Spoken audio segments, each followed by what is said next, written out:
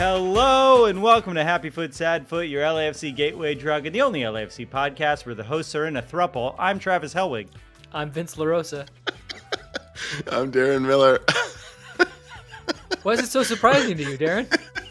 Darren, clearly the least active member of the throuple, surprised to learn it exists. I thought I was two-timing both of you. Oh, it's a nervous laughter. He didn't realize that we all knew. I was like, oh, okay. Well, I guess it's like it's all relief that I'm Start off the hook. Keep going. We're not at the banter yet.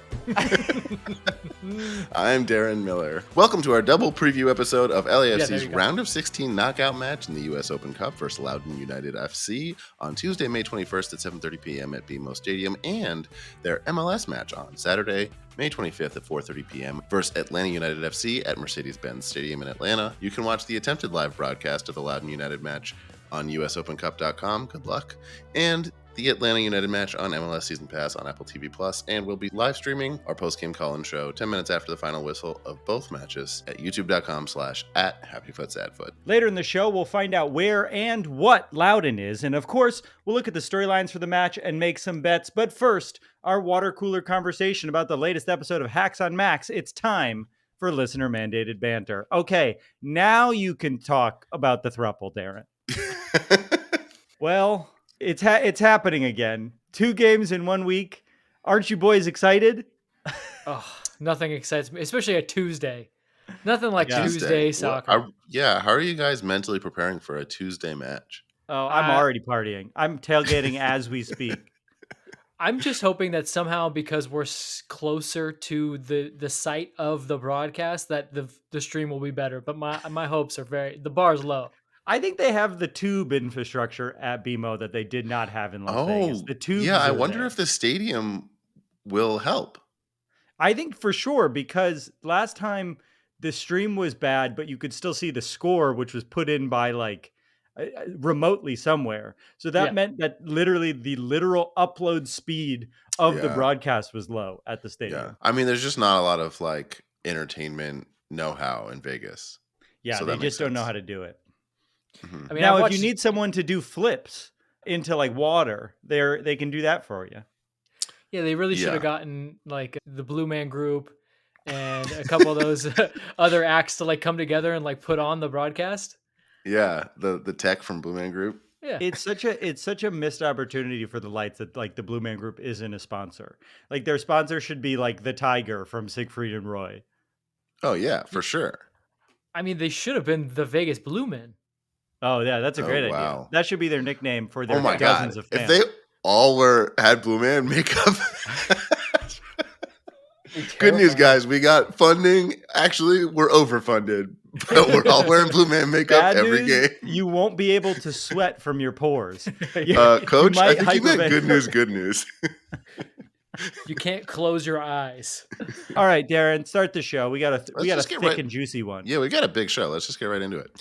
All right, well, as a post-casual LAFC fan, I'll never miss a match, but I don't have time between the matches to obsess over stats, tactics, roster moves, transfer rumors, and online conspiracy theories. So I'll watch the next match and I'll clearly see ball get kicked, ball go in net, Frenchman flip, but I'll know there's a lot more going on there than just those 3 simple thoughts and the possibility that I'm having a stroke. A lot of choices were made leading up to that ball get kicked, and a lot of things went wrong and right to make ball get kicked possible. And ball go in net, Frenchman flip only begin to describe the implications and significance of that particular ball get kicked. There's so much I could know and don't, especially since, yes, I am having a stroke. And we all know that during a stroke, you do lose all knowledge for a second, and then some amount of it comes back, depending on how hard head get kicked. Luckily, my friend Travis, the human LAFC crazy wall, has a head packed exclusively with LAFC-obsessed deep dives and rabbit holes, which means he's useless for treating my stroke, but perfect for giving me and all of you the most important storylines beneath the surface of each week's match, so we can enjoy them so much more in a segment we call Storylines.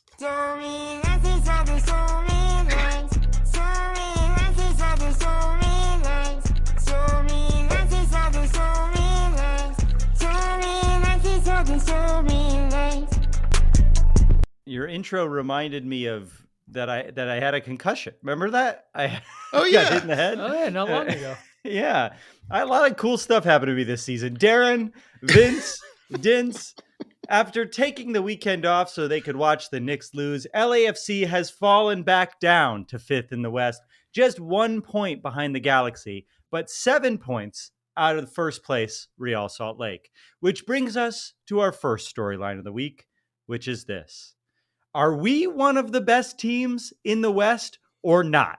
Since the beginning of April, LAFC has recorded 5 wins, 1 loss, and 2 ties across all competitions. Our only loss since the beginning of April came on the road against San Jose just days after we did a storyline somewhat similar to this one. But we remain unbeaten at home all year long, and we just won our first road game of this season. We've won 3 games in a row if you count the Lamar Hunt U.S. Open Cup, and of course we do, because we all love U.S. Open Cup, and if you say you don't, Lamar Hunt's family comes to your door and blows your brains out with a shotgun. R.I.P. Lamar Hunt. Whenever I don't reread the storylines before I go in, the jokes are unhinged because I realize that I didn't write jokes where there needs to be. So that was just top of the dome stuff about Lamar Hunt's family shooting you with a shotgun. To give you a sense about where we stand in the table, which I might add is looking tight. Here, tight table. It's a tight table. Here are the teams that are above us currently. In first, with 14 games played, is Salt Lake with 28 points. Second, with only 12 games played, is Minnesota with 24 points. Third and fourth are essentially tied, Austin and Carson, both on 22 points on 14 games. And that's where we stand. Just below them, 21 points, but with a game in hand on both of them thanks to this weekend. Colorado also has 21 points like us, but they have played 14 games, so we have a game in hand on them. Considering all those teams, where do you think we stand in the West right now? Are we still mid like we felt in February and March, or have we moved into the echelon of one of the teams that could come out on top of the West even before our delicious French baker, Olivier Giroud, arrives? I don't know why I made him a baker. Baker. He's not putting the hat on. Yeah, I mean, you're right. The hair gel. Darren, where do you think we stand in the West right now comparatively? Are we mid, or should we think of ourselves as a top team? I think it's in our sights. We're on the rise, and I think it's the combination of the fact that we are getting hot at the right time and have Giroud coming in, and the fact that like the edge of all of the best teams, at least in this conference, has dulled. And we're just meeting them in the middle when we're going on with the right momentum. Like if you look at the Galaxy as the example, the gap between us and them seemed a little scary at the beginning of the season, and now it's like, they're cooling off and we're heating up. This is fine. It seems like really once we beat them, there was a real we saw the flaw in their armor. And then they, since then have sort of unraveled. Vince, why is Darren wrong? He's not totally wrong. I mean, what's interesting about the table, beside it being tight, is like how many of those teams would you have predicted would be in those spots at the beginning of the season? Yeah, for sure. Like honestly, I mean, RSL maybe not that far ahead. Minnesota for sure not. Austin no. Galaxy maybe. You like the teams like Seattle, Houston, nowhere to be found. So that's what's kind of interesting. I mean. And those teams, like for the most part, are intact. Like their biggest players from last season are still around. Whereas LAFC, we keep bringing it up because it is such a big deal. Is we lost a lot of very good players with a lot of leadership quality. And so if LAFC kind of weathered the storm of like what it was going to be like to figure out how to play with each other and how each other likes to be past the ball or whatever you want to call it, how you deal with mistakes, then LAFC should be hitting its stride at the right time. And so maybe that's why we're seeing this kind of like wave of good form when they've kind of started to figure it out. I think I might be more optimistic than both of you. I do think like I'm an emotional person. If we lose this week, I'll say that we're the worst team in the league. But the fact that we started so poorly, our worst start in team history, and we're still this close to the top of the table. We're not, we're a bit out of first place, but we're not that far from second place is I think remarkable and speaks to the quality of the team and Vince's steadiness at the beginning of the season as we were all panicking, because not only are we going to bring in Giroud, I think we all understand we're probably going to have to bring in a couple more players as well. So I have a feeling this team is only going to get stronger, and John Thornton has a pretty good, I would say an above average hit rate for summer transfers for the team. But obviously the big problem is that out east, there's two teams that are probably better than everyone in the West in Miami and Columbus. Now that our team is finally clicking, I think there might actually only be one big roster question at the moment. And that is our second storyline of the match, which is this. What exactly should our starting backline be? Since the start of the season, all of the following people have started a game for our team. Hollingshead, Segura, Chanot, Long, Murillo, Campos, and Palencia. And I have seen people make arguments for literally every single one of those people to start for the team. Ryan Hollingshead obviously has had an injury recently, and in his place, Campos and Palencia have been putting in good work. Palencia was putting in good work even before that. Duenas as well has been doing work back there. If you were Dolo and everyone I just named is healthy, who do you start as your back four right now, Vince? Ooh, okay. I've always liked Campos. It's funny because I see a lot of people point out like he's not a very good defender. I disagree. I actually think he is a good defender. The problem is he's young and has like one mistake in him. And unfortunately, that one mistake always seems to be like a glaring mistake that causes some problems. Whereas a lot of the other guys maybe don't play as well as him, but you don't notice it just because like they can kind of get away with it. But I'm going to go Campos just because I think that the midfield now is to the point where they don't need the kind of extra help that Hollingshead would provide stepping into the middle of the park and kind of being an additional midfielder. And I like the way Campos brings the ball forward. And I'm making this way too long about Campos, but Campos left back. You know me, I like Aaron Long and I like Chanot, and I just like the way that they complement each other. I love that Chanot can pass. I just love that he has that little bit of Giorgio in him where he can pass, he can read a game, but he's also going to like put in a heavy tackle every once in a while. And then Aaron's just, he's great recovery defender. Like when the game needs somebody to come out of nowhere and just kind of pick up the slack, that's what Aaron does. If the game is in front of him and he has to pass the ball, 50 times, then it's not for him. But with Chanot there, you can kind of alleviate that. And then at right back, I do like Sergi. He's got, like, I actually hate this saying, but he's got the dog in him.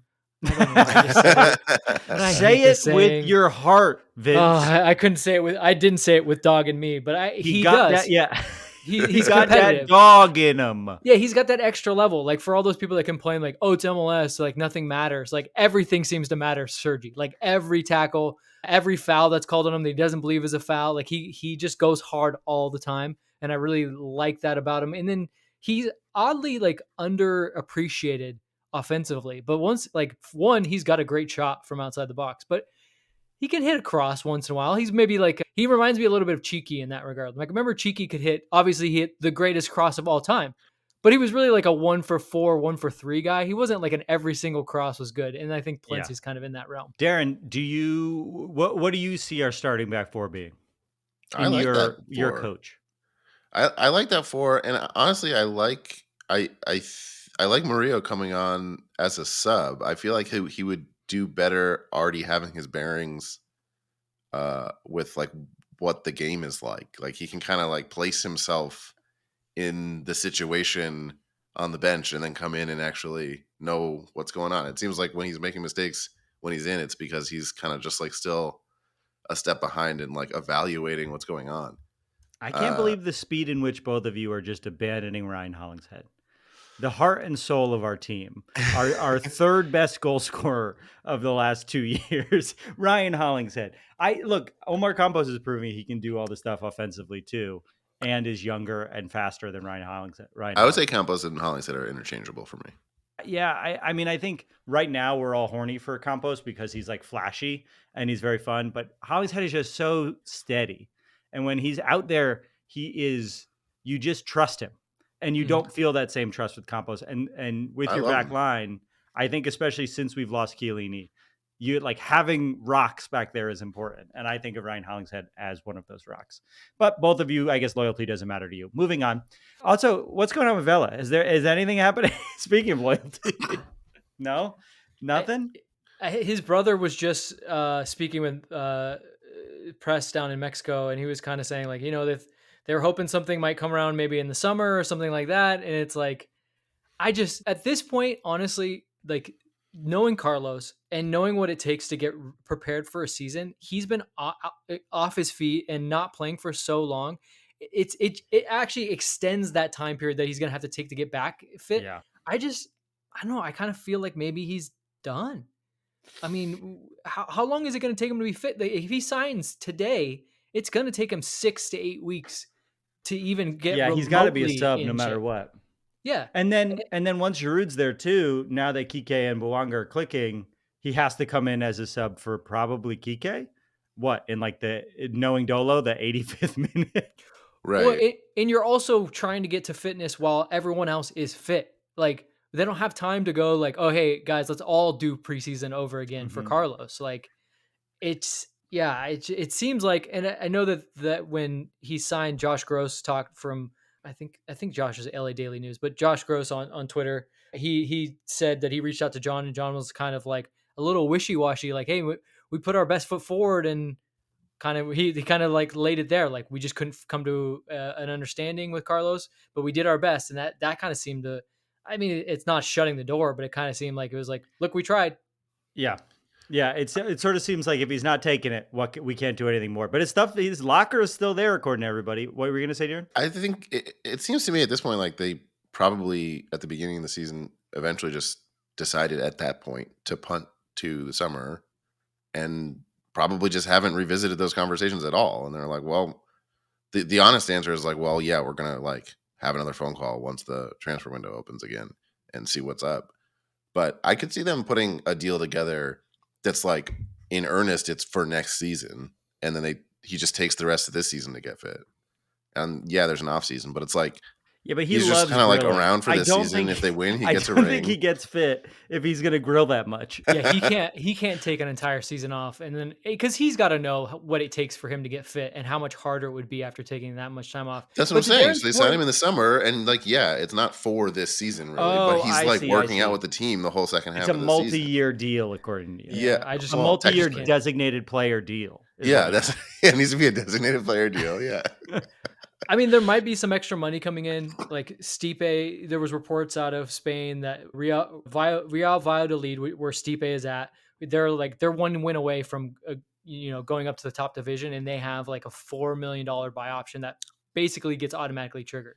So there's some money coming in. I've heard that Mario Gonzalez's kind of stipulations to trigger his buy option were actually very low and should probably already be met. So that should be another little bit of cash, if at the very least just I wanted him back. Yeah, Mario. Sorry, bud. It'd be cash coming in if at least not like the salary going off the books. So there could be that little bit extra money, and they could still be talking. But I just don't see a world in which Carlos is like, yeah, I'll see you guys next year. It's like, will they need him next year? Yeah, I feel like if he comes, it should probably be his retirement lap, his Kobe tour.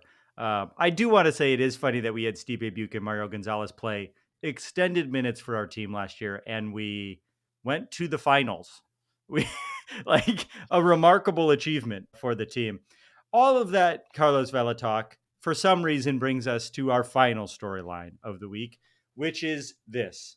Just how much will we grow the game this week? Our opponents on Tuesday will be a USL squad called Loudoun United, representing Loudoun County, Virginia, playing in world's most famous arena, Segra Field in Leesburg, Virginia. Segra is, of course, short for segregation. As we all know, the Lamar US Open Cup is the single best way to grow the game of soccer in America. And if you disagree, Reddit will rise up like a swarm of bees and form a giant fist and swing and hit you into the sky where you will never be seen from again. But here's the thing about US Open Cup. We all say we love it, but then no one ever fucking shows up to the game. So I'm real curious just how much growth the game's going to have when there's 1,000 people in the stands on Tuesday. Because even last year, when we played our biggest rivals, Carson Galaxy, at home, it was like half full. And to be fair, there were a lot of tournaments. There were a lot of games that season. We sort of knew it would be a rotated squad. And if we all look deep down in our hearts, we kind of know that we care about this less than the other trophies, unless we win it this year, in which case it is the biggest trophy of the year. But it will be interesting to see just what the stadium looks like for a Tuesday evening match against a team from a county in Virginia.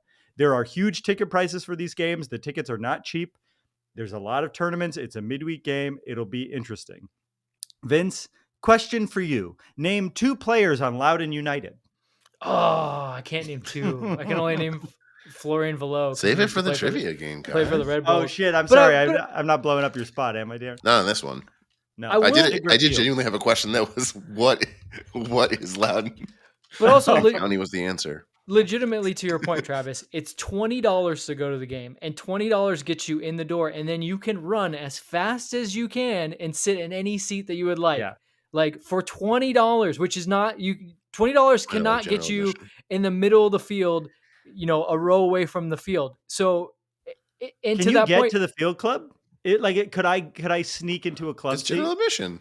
I think depending on how many people show up, they generally open it up and they have the other side open first. So they may, if enough people show up, but we know enough won't. That's what's so crazy is like, and even that, like even $20, like that first level up actually it is actually the best to like, if you really want to watch the game and like nerd out, that's a pretty good. You can't get that for a regular season. You can't pay $20 to be there. But to your point, we'll see how many people actually really care about growing the game when it only is $20 to get it. Like you heard it from blows Vince, my mind. Pay $20 and run to LAFC Rich's box and sit there. It Wait, can't stop you if you pay $20. The $20 general admission thing, to be fair, that is new, isn't it? Didn't they not do that last year? They didn't do it last year because the only game we hosted was Galaxy. And you're not going to do that against your rivals. Although you probably should have. I remember going to like a Orange County SC game a long time ago that we played against them, and that was general admission. That's how it was until the later rounds. Yeah, those first opening rounds were always general admission, and then like I think when we got like to the quarterfinals against Portland, it was like, okay, sit in your seat, and that quarterfinal was well attended. But yeah, since it's been not so well. Darren, before the show started, you were talking about how much you hate the Open Cup and all the people that like it should grow up. Care to elaborate? Wow. Oh, boy. Put you on blast. Even know. Yeah, the whole thing sucks. Fuck them. And that is the clip this week. Just that section. Yeah. No, genuinely, what do you think? What do you think of the Open Cup, Darren? Do you think it deserves... I know it's the oldest tournament. Do you think it deserves the level of... It seems like there's a group of older teams that really hold on to the U.S. Open Cup because they've won it. But it doesn't mean as much to me as someone who just started watching it. Maybe it should. Maybe I'm wrong. But the games never seem to hold the weight that people say that they should. I actually genuinely love the U.S. Open Cup, but I'm not trying to say like, oh, but the broadcasts aren't actually that bad. No, it's terrible. The way it's run is terrible. The decisions being made are terrible. They're not doing the right things that need to be done in order for it to be treated better by fans. So there's a lot of work to do, but the fact that it's the oldest thing, I like that, but it's really just the concept. There's nothing else like it. I like that there is a door open for a USL team or something like it to break through and at least have a run that like puts them on the map a little bit more. I think that's really the way that the game grows. Is like you have like a team where a wider audience is like, oh shit, they had a run. Like maybe I should pay attention. If you're from that city. But that requires someone in USL to put a bunch of money into their club and make a team that's good enough to compete, because it's just not like there was a team in the finals 2 years ago from USL, but like have they ever won it since MLS became a big deal? Like what's winning it? I mean, no, one. But team did that grow it. The game? That one team was there. They rarely. It grew that team probably. They rarely reached the final. That's the problem. Like they really reached the stages. And I think the bigger thing is this, like, look, in England, they've had, hundreds, thousands of clubs in England that all have kind of history. Like we don't really like, it's not like you see a team from USL and they're like, well, they won this in 1950. Like all the teams that won them like back in the day are gone. Whereas like you can literally have Chelsea play a team from somewhere in England that's like, they won the first division in 1890, and that's kind of cool. Like just the fact that a team is still around that their only claim to fame is winning the first division in 1890, and they've been in the fourth and probably lower division the whole rest of their lifetime. That's kind of cool. That's history. We don't really have that. Like, and that's the same reason why, like, look, I would love promotion relegation too, but like, we don't have enough teams. Like you need like a sturdy pyramid. You need like a good 100 teams that, to Travis's point, spend a little bit of money so that they can move up and down. But as of right now, like the gaps are just too big and then there's not really any history. So it's, and honestly, the third thing is this: we're jokingly saying like, "Hey, it's your guys' fault. You guys said you love it, but you don't show up." It's not our problem. Like, it's not up to the fans. Aren't the ones that have to make this better. Like, it's the leagues, USL, Yeah. MLS, and US Soccer that need to put more money into just the promos, into the stream, into all Yeah. kinds of things. That's what would make it better. That's not our problem. That's not our job. That's not our job to do that. It's clear I- that MLS is upset that they don't have full ownership of it, right? Yeah, of Like, you course. look at how successful the Leagues Cup was, and we all thought the Leagues Cup was a cash grab. We all thought it was stupid. And boy, did we watch every fucking game, and it was really fun. Like, what they did a great job at presenting it. And so if MLS could have some skin in the game, or someone comes along and can invest, but it really feels like MLS has to be the driving force behind it, or Apple has to be the driving force behind it, or else it might wither and die. Like, you kind of have to play ball with the big boys now. Like, you can't try to strong arm Major League Soccer because you've been around forever when the product you're putting out is genuinely unwatchable. Like impossible to watch. I mean it in a literal sense. Unwatchable. I want to more clearly say that, like, my objective really isn't to grow the game, though. Like, Fuck you. I don't care. I'm not saying through this tournament. Like, I don't think relying on US Open Cup to grow the game doesn't make any sense. Like, I don't care whether or not that's the end game. It's compelling enough for me to enjoy it just on its own, just like Yeah. in a vacuum. I love the grow game chaos of it. thing- I love the fact that there's a possibility something interesting will happen. I love seeing second teams compete. That I like the roster rotation. I'm not someone who's going to be like, I'm not going just because Bouanga's there. I'm going because I want to see LAFC win. You know, like, it's fun. It's fun to see what happens in a situation that, like, I don't know. I literally had not heard the word Loudoun before 2 weeks ago, which is me being fun. really stupid. Like, I should know. Like, I looked it up and I was like, oh, I should know exactly what this is. But this is cool. I don't know. I don't care about the growth of the game thing. Like, MLS is doing that on its own just fine. And the growth of the game thing is disingenuous to me because it's not the game. You're talking about your local clubs, I guess. The game is massive. Like, there are tons of people who watch soccer in Europe, in the States. There are tons of people who watch Mexican soccer in the States. And there's a chunk of people who watch Major League Soccer. But, like, I guess they mean grow the local game. But, like, soccer doesn't need to be grown in the States. Soccer has arrived. I would argue that soccer is probably more popular than hockey and maybe close to baseball at this point. It's just they're not watching the American leagues because the American leagues aren't the best. The Mexican league, I think, is the highest rated league in the States, if I'm remembering that correctly. So, like, the game doesn't need to be grown. Messi's selling out stadiums. People know who fucking Messi is. It's just the way to grow the game is to allow teams to spend so we could become top tier clubs. But of course, that's hard because you're trying to keep afloat a bunch of owners that don't want to spend. And on top of that, Europe is trying to adapt themselves to look more like Major League Soccer because all those teams are failing from spending too much. So it's a weird medium between how do we not become, I was going to say Juventus, but Vince, how dare you? How do we not let our clubs fail while simultaneously allowing our teams to get better? And right now it seems like we're stuck in this weird mucky middle ground.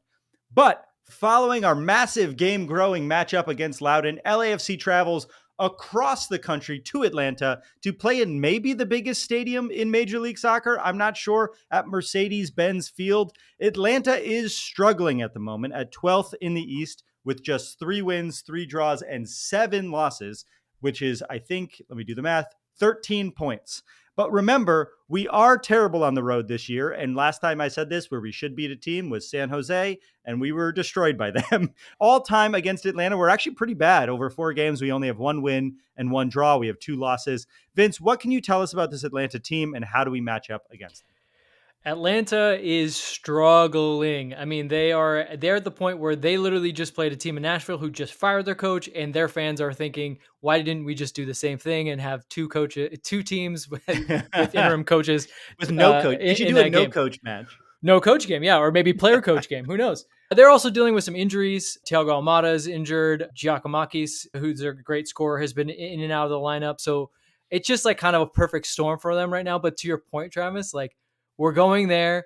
We finally won a road game. I wouldn't get too excited that all of a sudden we're going to start reeling off a bunch of road wins. It's still going to be difficult, especially on the turf there. And then they've got a great crowd.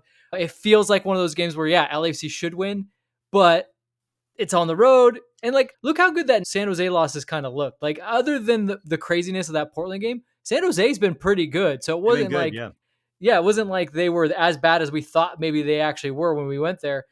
Atlanta, though, they might actually be kind of this bad. And so LAFC should put in a performance. It really, honestly, Steve said it, I think it was either just before the win in St. Louis or just after. It was like, look, everything that we were failing at on the road was like our fault. It wasn't like the other teams surprised us or they came out and put in great game plans. It was like we were making one or two big mistakes and literally we were behind the 8 ball to start every game, and the fact that we were on the road. So if LAFC just goes and plays a clean-ish game, they should be able to succeed. And we are bad on the road, and this is by far the furthest we've traveled too. So that's just something to keep in mind as we all want to panic about playing a team that it feels like a trap game is what I'm saying.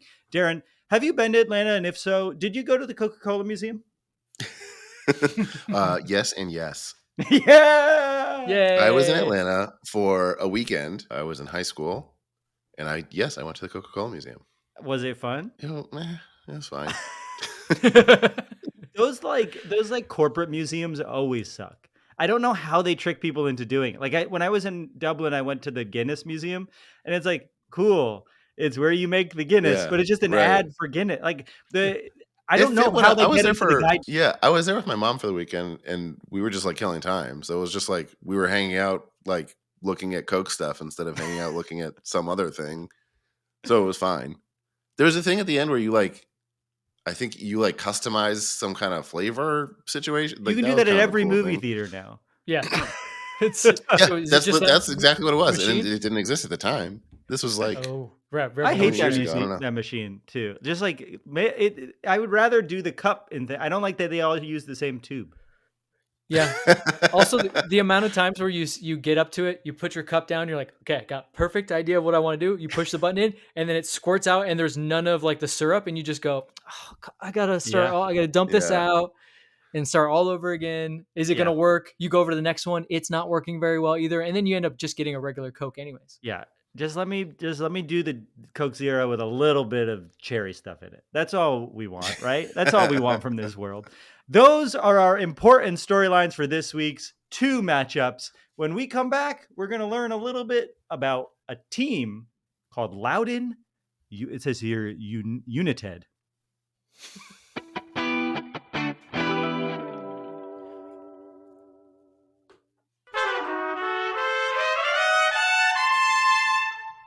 And we're back. Our first match of this year's U.S. Open Cup was in Vegas, which means this second match on Tuesday will be the first time us West Coast elitists might need some extra help catching up on who and where our opponent is. Loudoun United FC is a USL team, and that's all I knew before I did the incredibly thorough and professional investigation that led to this trivia game we're about to play, that we're calling Wow, we sure ended up talking a lot about random cities during last week's post-game show, and a shocking amount of you in the chat were actually into it, so here's a game about a city. Hope you enjoy. City. We'll start easy. We'll start with some reviews so we can get our bearings, okay? Vince, Loudoun is in A, Virginia, B, Maryland, C, West Virginia, or D, Delaware? A, Virginia. That is correct. Travis, Loudoun is a city, A, B, town, C, district, or D, county? D, county. We talked about both of these. That's right. Okay, Vince, Loudoun United FC play at Segra Field in Leesburg, Virginia. Segra is, of course, the A, an agriculture technology company leading innovation in plant tissue cultures and genomics in the cannabis industry. B, a fiber-based telecommunications company formerly known as Lumos Networks. C, a capital management company focused exclusively on investments in the nuclear power sector and related industries. Or D, a techwear fashion brand originally started in the Czech Republic focused on Japanese aesthetics and urban cycling. Wow. I want it to be either A or D because those are so forward-thinking and fun. But I'm going to say B. B, a fiber-based telecommunications company formerly known as Lumos Networks. That is correct and boring. Those are the type of people that invest in these type of things. It sounded like Segra sounds like a tech agriculture company. All four of those were companies with Segra in the name. Okay. Okay. I was gonna say, or it sounds like a sugar substitute. Oh, Yeah. that's true. Yeah. You need some Would you like Segra? Splenda, I'll take Stevia, some or too, Segra? Segra. Okay, Travis, true or false? Loudoun United FC is the only remaining MLS affiliate in the USL system. Incorrect. That is incorrect. It is true. It seems like DC Who are they an United, affiliate for? they're affiliated for DC United. And I- DC United is like stuck with them and are They were- also starting an MLS Next Pro team in Baltimore. And I think we'll just have both of them as No, affiliates. they'll probably end the affiliation. It's kind of what happened with LAFC and the Okay. Lights. Like LAFC didn't But they really still want to own end half that, the but it team. made no sense.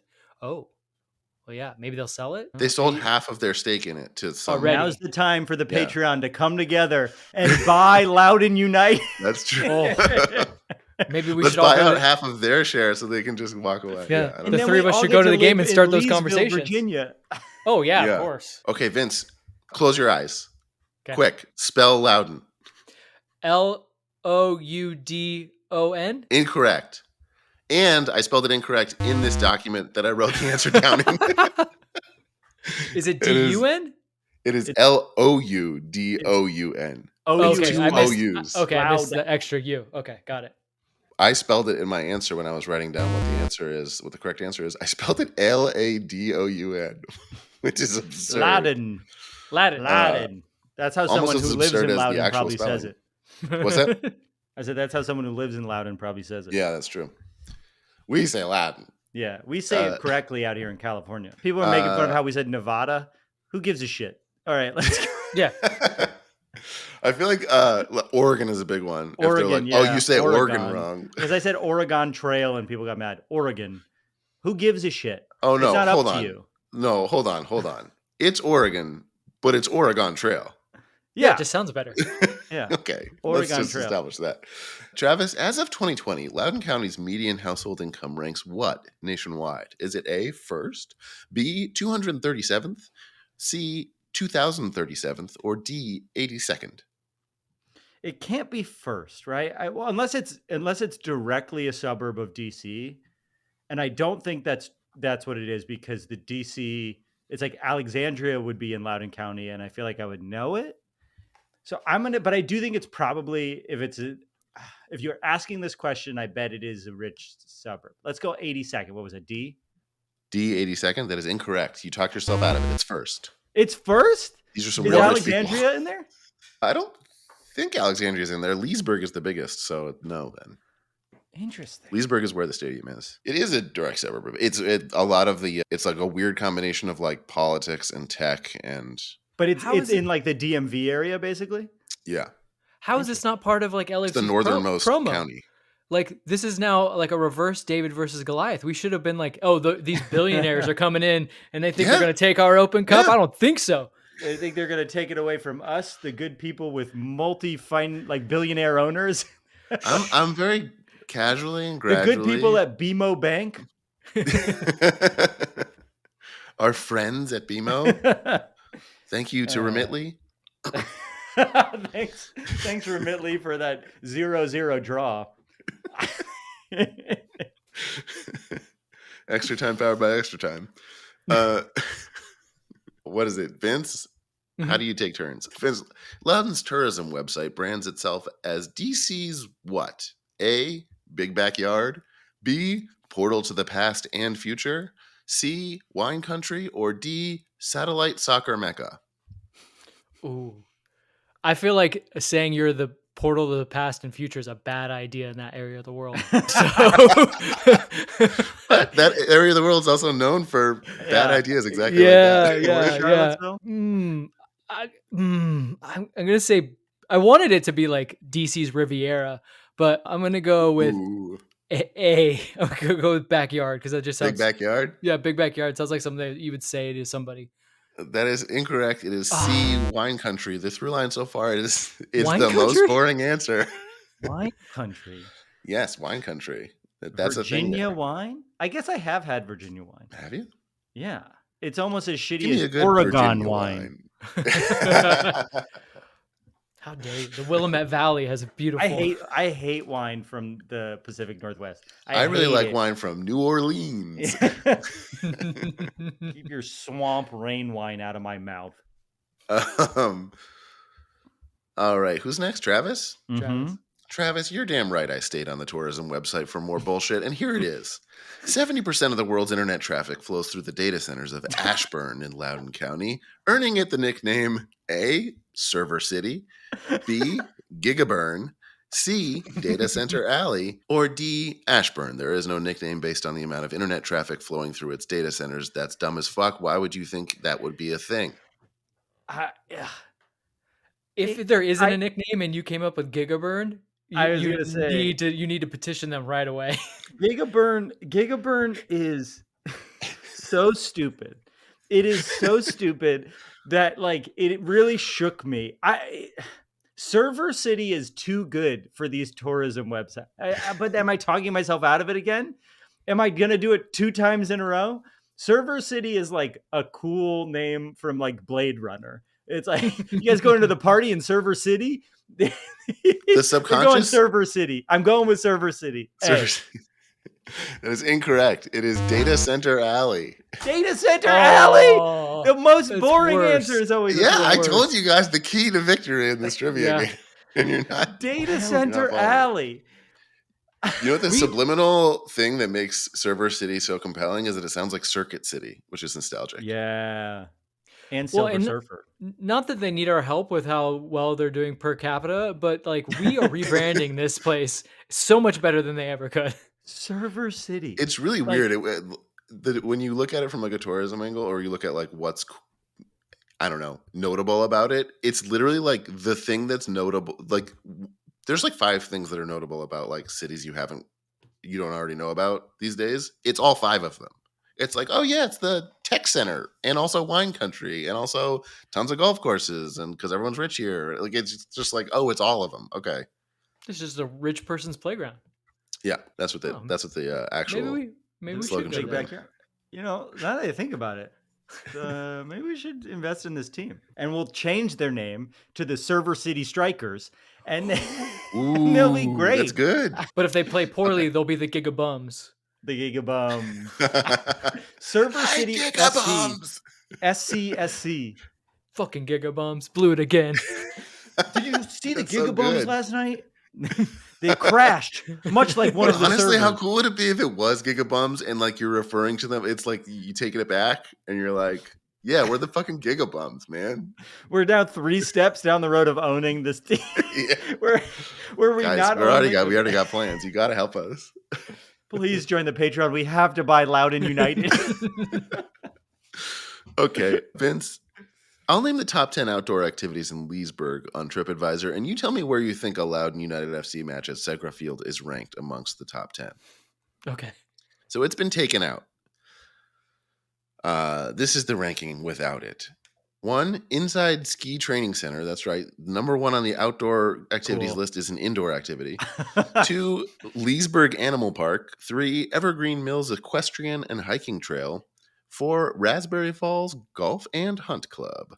5, River Creek Club. I don't know what that is. 6, the Golf Club at Lansdowne. Racist.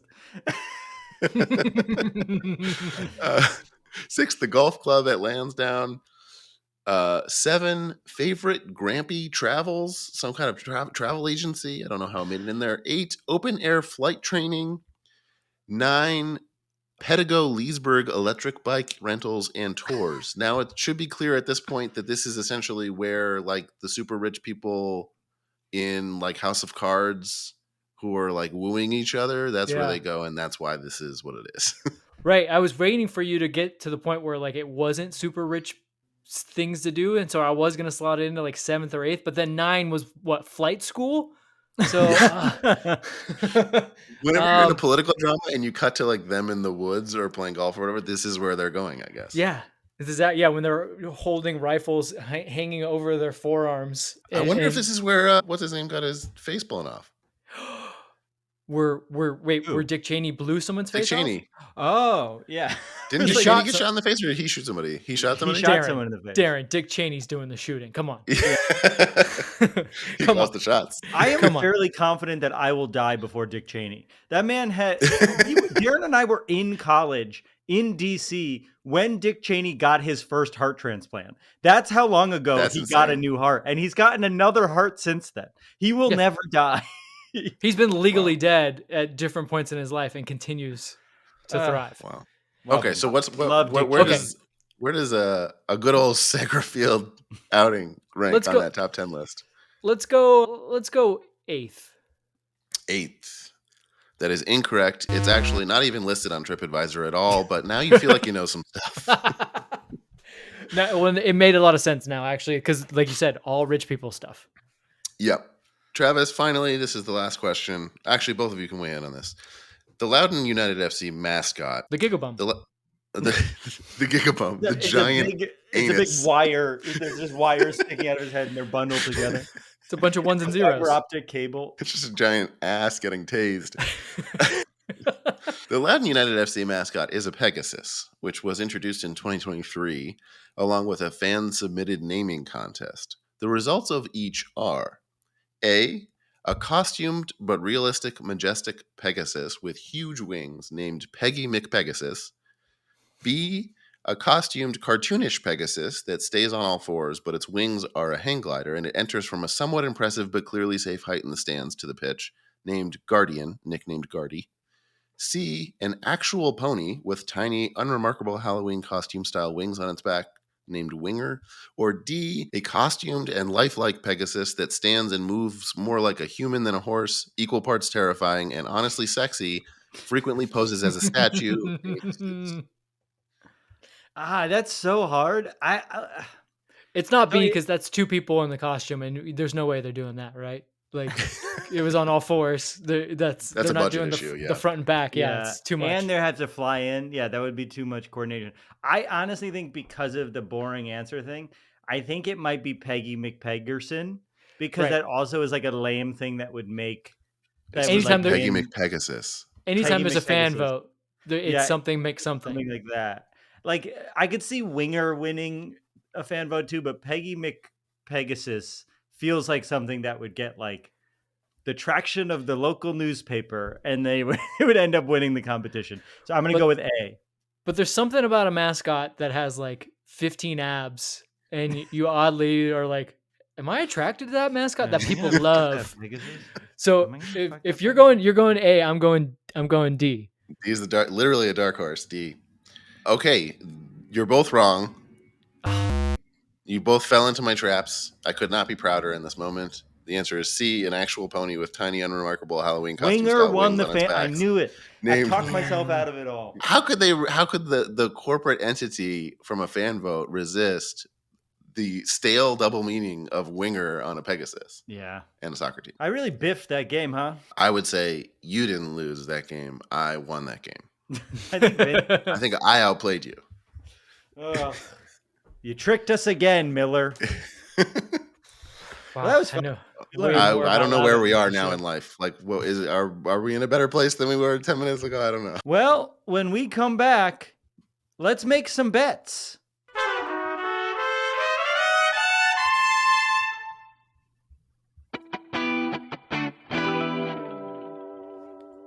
And we're back.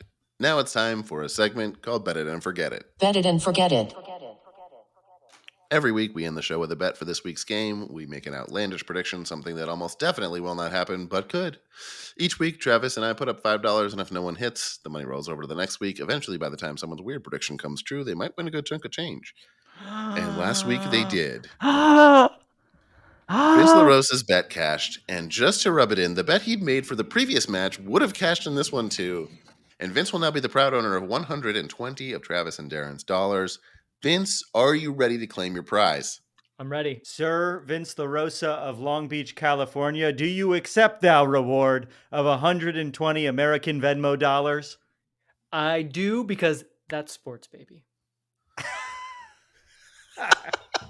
Trying to sell some merch. Wow. Wow. It is my great honor to now bestow onto you, through Travis's phone because mine is not handy, the Bet It and Forget It ceremonial Venmo.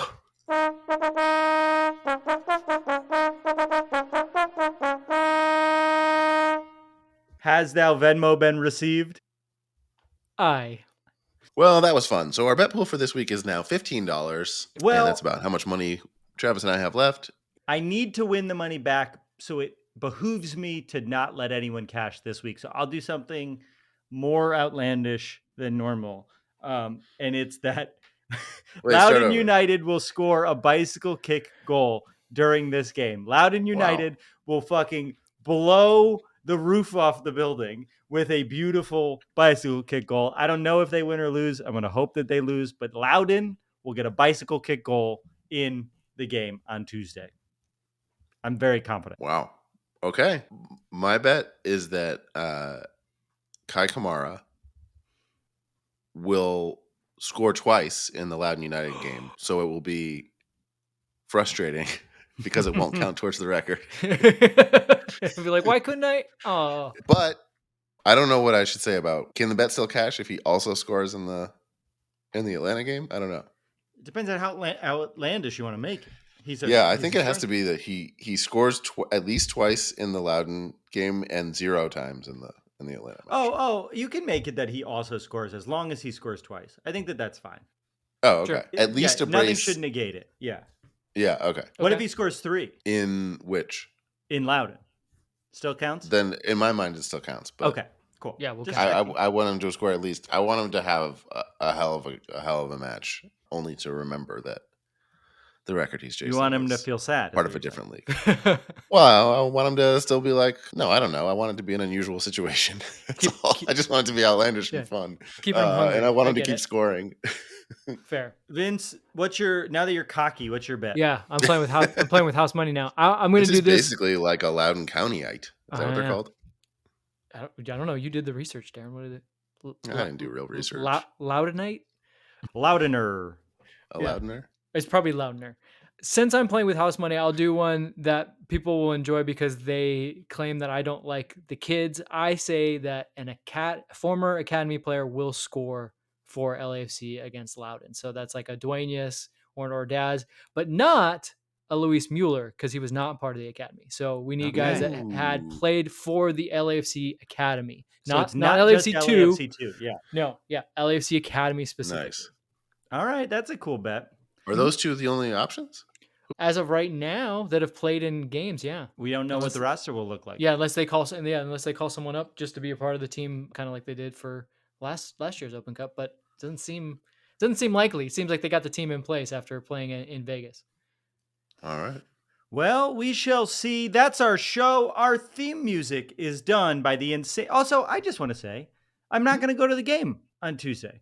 I can't. I've still only been to one game this year.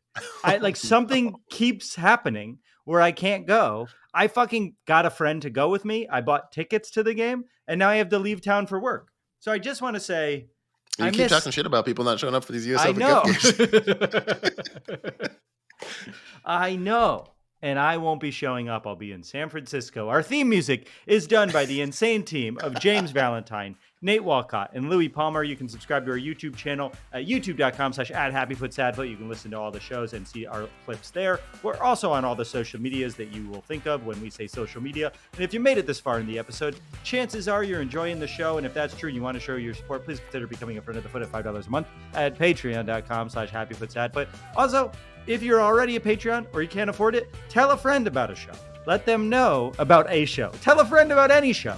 Anything you're watching on TV, let them know. They might be help interested spread in watching. a word. Yeah, a Survivor, that's a good show. Young Sheldon's over, but you could binge that. Give the Oh, that would really spread help the us word. out. Actually, in the comments of the Patreon, let us know what shows you like.